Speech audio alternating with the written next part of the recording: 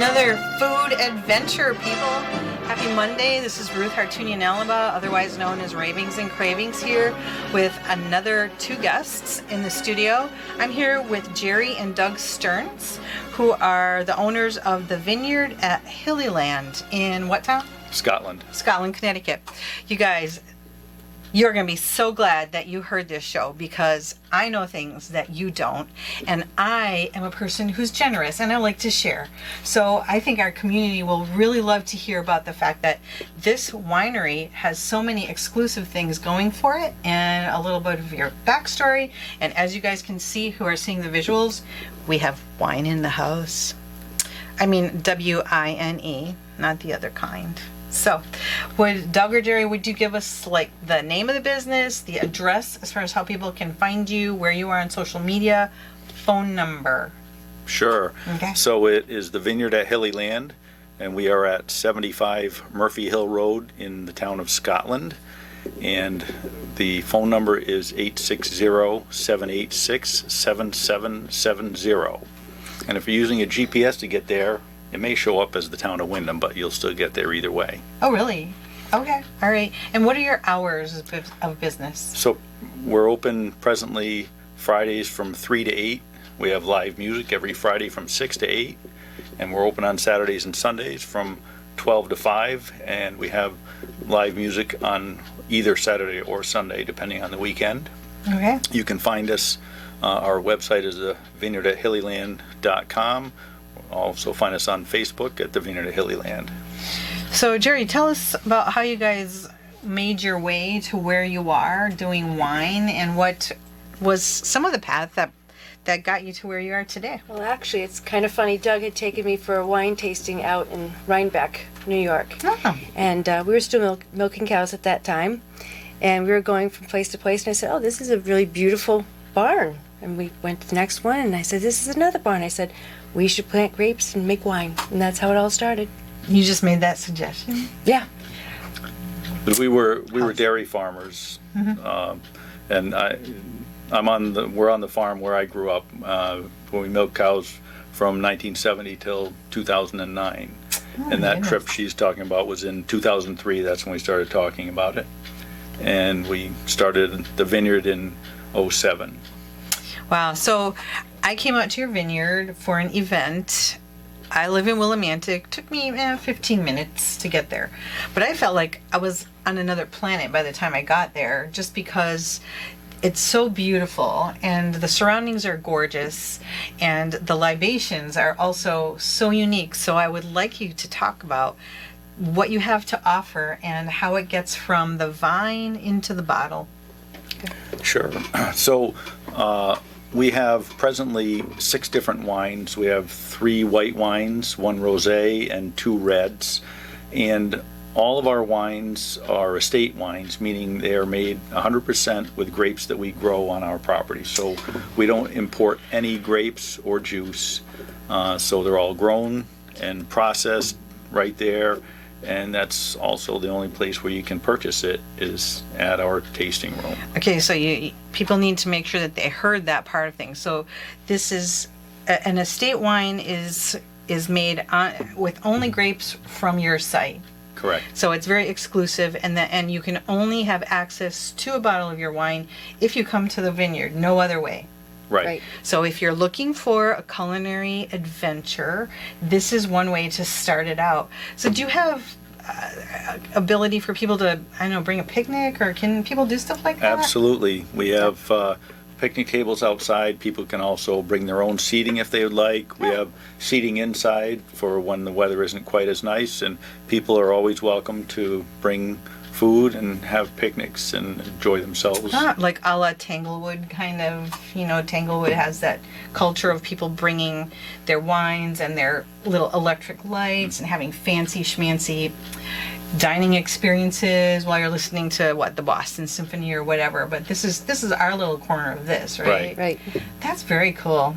Do you have tastings at this time? And if you do, tell us about that. So we do tastings. It's $10. You get to taste all of the wines, and we also sell wine slushies, and there are 2 of those, and you also get to taste those at the time. So how many things do you get to taste for $10?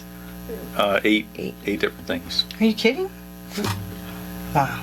And that's a good segue into like opening up a bottle and trying what you brought. So tell us about what you brought. I know visual people can see that there's a whole bunch of bottles of wine here sitting on the counter. If you want, why don't you just tell us what some of the names are Sure. and what the flavors are for All right. these things? So all of our wines are named after farms. It's a way to honor our agricultural heritage. Oh, that's nice. And so I'm going to open up a bottle of Hillyland, which is named after our farm. And so we always talk about the labels on the wines as well. So Hillyland, the label is a picture of our farm taken in 1932. You mean the farm like on the site that you are currently occupying? Right. Okay. So we weren't there, but the farm was the there. farm was, okay. And so would you like to try a Go little ahead. of this? I will. I'll do that. So You know, I'm I'll do that for the audience. I will be willing to do that. So this is made with Cayuga grapes, and you get a hint of grapefruit on the finish with this wine. All right. Well, I'll I'm look going to at taste it with you. Vineyard at Hillyland. These are like the official glasses. Should we clink? Should Sure. we make it? I feel like you're left out, Jerry. No, I'm fine. So I'm gonna smell it. I always smell my food or whatever that I'm doing before I put it in my mouth.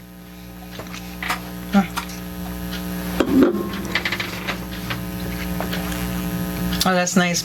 I don't like sour. This is sweet enough, but it has enough of a. Well, there's something happening even after you swallow it, right?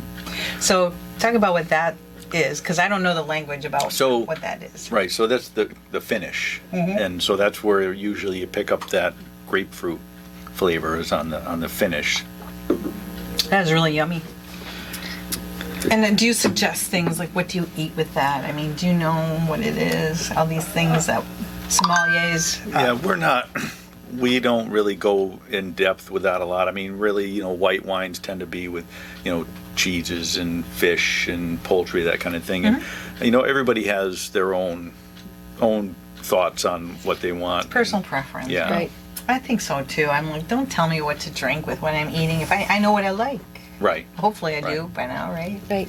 So that's the Hillyland white wine. Yeah. And tell us about the other ones that you have All here right, on so the counter. then we have Briar Knoll. That's the farm where my mother grew up in Vernon, Connecticut. Oh, that's very sweet. And I really they like that. sold the property to a developer in the 1970s who agreed to keep the name. So now there's a condo association over there called Briar Knoll. And the label on this bottle is a picture of an ice harvest. It represents an activity that they did on that farm. And that is made with Prairie Star grapes. So most people have not heard of Prairie Star grapes unless they've been to our vineyard. I believe we're the only ones that grow that in Connecticut. It's a very popular wine. Get a taste of pineapple on the finish with that wine. Oh. So where in the world did you hear of Prairie Star? How did you pick that? So Yeah, originally we were growing Cab Franc and Chardonnay, but they wouldn't ripen. It wasn't a long enough growing season. So we had to pull them out, and he told me to pick another wine, and I chose that one, kind of on a whim. I tell you, you get some good picks here, Jerry. Thanks. And then we have Clearview. That was my father-in-law's farm, Jerry's father. Oh. So he had a dairy farm in Woodstock, Connecticut into the late 60s, and that label is just a picture of milking cows back in the day. And that is made with Traminette grapes. It's another uncommon grape. A few vineyards have it. And it's got a very floral aroma. That's a signature of that grape. And then the flavor has some citrus tones to it. Okay. And then we have Valley Hill. That is a farm in Norwich, and it's owned by Charlotte and Alan Rainville, and they were dairy farmers.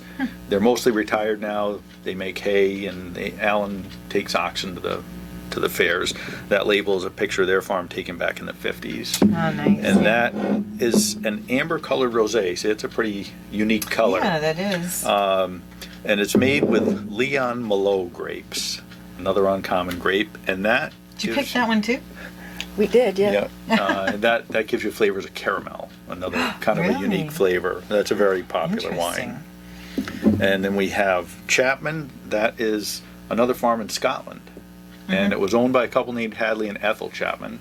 they're both gone now. Their daughter owns the property, and she rents land out to other farmers. And that label is a picture of their farm taken back in the 40s. Wow. And that is made with St. Croix grapes. It starts out with some earthy tones similar to a Pinot Noir, and it finishes more of a berry flavor. And then the last one we have is Ridgedale. That's another farm up in Pomfret near where Jerry grew up, owned by the Richmond family. They were also dairy farmers, and the label is a picture of chopping corn one row at a time. So that's made with Marichal Foch grapes, and we oak it with chocolate staves. So these staves are pieces of oak that resemble barrel staves. And we don't have oak barrels, so we put these into the tank, and that imparts the oak. And they have a chocolate essence to them, so you get a hint of chocolate on the finish on that wine. So can you describe what a stave looks like? So it's a piece of wood about a quarter of an inch thick, 2 inches wide, and about 3 feet long. And so it has a lot of surface area to it. Where do you get something like that from? From a company out in California that sells Okay, lots you of winemaking don't have to give me all your supplies. secrets, okay? I think I won't go any further on that. Okay. Okay, so you put the staves into the wine, Yeah. and it sits for how long? How long does that? A few weeks. Yeah, until we think that it's done what we want it to do. But, 6 or 8 weeks. What about winter though? Like, how do you keep things going in the colder months? Well, the I mean, there's non-growing. not much to do in the vineyard. Through the dead of winter, but we're working in the winery, filtering and racking wine and testing it, doing things to preserve it, and eventually getting ready to bottle it. But we do start in the vineyard in late February, early March. That's when we start the pruning. That's quite the process, probably too, isn't it? Yeah, it's a very involved process to cut all of last year's growth off virtually and just prune it down to a couple of arms that are going to be the New Year's growth. And where'd you guys learn to do all this stuff? Well, I read a book. You read a book? Yes, so when Doug would go to court, because Doug's also an attorney, I would go because there were no phones, no interruptions, and I would just read about it. And then he'd say, "Oh, how's it going?" I said, "It's all science. It's awful." But that's how we learned how to do it. Even from pruning, we did go to a field trip down to, Sheldon. yeah. Because we have a friend who's got a vineyard down there, so we went just to get some pointers. But I mean, what we found with all of it, the care of the grapes and making the wine, the biggest thing is just doing it and figuring out what works for you. And maybe cutting your losses along the way, because it's Yeah, probably a lot of experimenting and for sure. So what has gotten us to where we are today with these wonderful wines has been a lot of hard work, a lot of research, a lot of reading, and a lot of drinking. Is that fair? What do you think? That's Is that fair, It's yep. fair. All right. And then the wine slushies. So, just think, you get to try all 6 of these wines that Doug just mentioned. And then the wine slushies, what are the flavors of those things? So the white one has a pear flavor. We buy a slushy. We buy a slushy mix. It's made with cane sugar, green tea, and a little cranberry. And so it's the same in both slushies. We have a red and a white. And the wine that we put into the white one does not have a pear flavor itself, but when we mix it with the slushy mix, that's what comes out as a pear flavor. And then the red one is a berry flavor, and they are extremely popular. And then you have some kind of deal going, I think, if I remember. What is the deal with the little So we have slushy cup or we have something? some tumblers, these Tumbler. insulated tumblers. That's it. Okay. Which I can show you. Oh, you brought one of those. Oh, that's cool. I like visuals. I like So them. that is the one of the tumblers. We have several different colors, and so you buy that for $17. You get a slushy with it, and then whenever you come back with it, it's $10 for a refill. Nice. Look at that. Is that one of the? That's very nice. Different colors, probably. Yeah. Of course. So let's get the name of the business, the address, all of those details again Sure. for people who joined us a little bit later. Okay, sure. We are the Vineyard at Hillyland. I'll drink while you I'll just finish what's in my. I don't want it to go to waste. Yeah. Okay. And we are located at 75 Murphy Hill Road in the town of Scotland. The telephone number is 860-786-7770. You can find us online at thevineyardathillyland.com, also on Facebook at the Vineyard at Hillyland. And we have some events throughout the year. Yeah. Tell about the September one for sure. Sure. So you can tell about that. So it's called Hillyland's Homegrown Festival. And we get vendors in that are selling either homegrown or handmade items. Oh. And we have 2 food trucks that day, and we have 2 musical acts, and it goes from 12 to 6 on September 2nd. And it's kind of a party atmosphere. And is there There's admission charge No. or anything like that? No No. admission. So September 2nd, from what time till when? 12 till 6. So noon to 6 p.m.? And the rain date is September 3rd. Okay, so you're going to do rain, 9/3. Okay. What do you think people don't know about what you have to offer at the Vineyard at Hillyland? Well, I think one of the things that we hear the most when people drive in for the first time is just really how beautiful it is. We're very fortunate that we live in the area we do, and we also work hard to make it look the way that it looks. And it's very quiet, very peaceful, and people seem to enjoy coming and enjoying our wine and the serenity and just the beauty that we're fortunate to live in. Do you have the capability of, like, let's say I like a large order.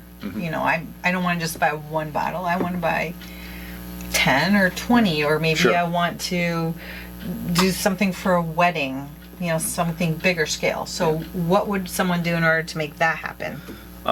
So, I mean, we have discounts for when people want to buy a case. Oh, that's nice. And Okay. we also do private events there. So we have smaller events at the tasting room and the seating that's adjacent to the tasting room during non-business hours, of course. And then we also have in the vineyard a large area where you can set up a tent, where you could set up a tent for 200 or 200, more than 200 people. Really? Okay. And for we do large weddings or other large functions down there.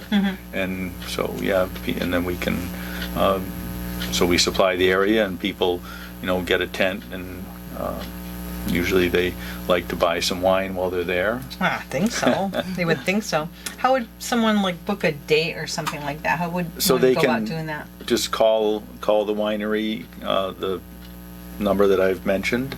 Go ahead and mention it again. 860-786-7770. They can contact us on Facebook, or on our website is a place where you can email us on our website with questions or anything that you are interested in booking. Which of these is your personal favorites, guys? Do you have a personal favorite? Yes, Okay, which one is it for you? the rosé. And why do you like the rosé? It's very different than any other wine. It's nice and smooth. Yeah, easy drinking. And how about for you? The Hillyland. The signature? Yeah. Is there anything new coming on the horizon? Yes, All we right. actually have 2 new wines. Really? I didn't even know that. You know what? At this moment, I feel very smart. Let me just have a moment. Okay, go ahead, go on. I don't often feel smart, so I just want to enjoy that moment, Yes. So what do you have? one, it's called Mountain Ash. That's the name of the farm for that one. Oh. And it's actually a blend, so it's our first blend. All of the other wines are just straight varietals. And this one is a blend of 2 varietals, and we are just in the process of getting the labels. We're hoping to have some ready for our festival. I don't know yet if that's going to happen. Fingers crossed. Huh? And we have another red wine. We are still working on the label and the name for that one. We think we have a name, but I'm not going to say it yet because it's not definite. Okay. But that will be coming out soon as well. Can you describe what's So- in it? Yeah, so that one, it's made with Frontenac grapes, and we make it in a rosé style. It's still going to be it doesn't look really light or like pink or anything like you think of a rosé, but we don't ferment it on the skins at all. So it's still relatively dark for a rosé, but you don't get a lot of the tannin properties in there, so it's a very nice and kind of a strawberry jam flavor to it. Ooh, And wow. we're very excited about getting that sounds out there. interesting. Tell us what a tannin is. So that's a tannin. I think Jerry probably read about it while she was waiting for you at, It's right? the stuff that kind of makes you go, makes you feel like you have a dry mouth. And it's in you find it in the skins. Right. And you said something about fermenting in the skin. So do you ferment outside of the skin? What is So that? with the red wines, we ferment them on the skin. So we just we crush the grapes, which is really breaking them open, and then so it's like a mash. We call it. It's called a must, and we have them in vats they're not airtight. They're just covered with either a lid or a tarp, and you start the fermentation process like that, and you go out and you stir it up a few times a day until the fermentation is complete. And you know that it's complete when there are no more grapes floating on the top, essentially. So everything is sunk to the bottom, and it's also been, eaten a lot by the yeast. And then you put it through the press. So the whites, you don't typically ferment them on the skins. You crush them and then you press them right away, and you just get rid of the skins. And so you don't really see the tannins in the whites as much. That's very interesting. Do you offer tours at all of the winery, so people can see the process, or is that? It's not something we do presently, but it's something we're looking towards in the future. Are there any little clips of process, say on Facebook or Instagram or anything like that? I don't think so. Your daughter who works at Arrow Diner should be working on that. Our kids may have posted stuff we don't know about, but I don't know. But it's something that we're looking towards doing. It's it's always a work in progress, and It is, doing what we want with the winery and making it so it would be something open to the public. Well, I am so grateful that you guys came in today, of course that you brought something to try, because I always like trying things, but we're going to wind our time down here as far as Ravings and Cravings.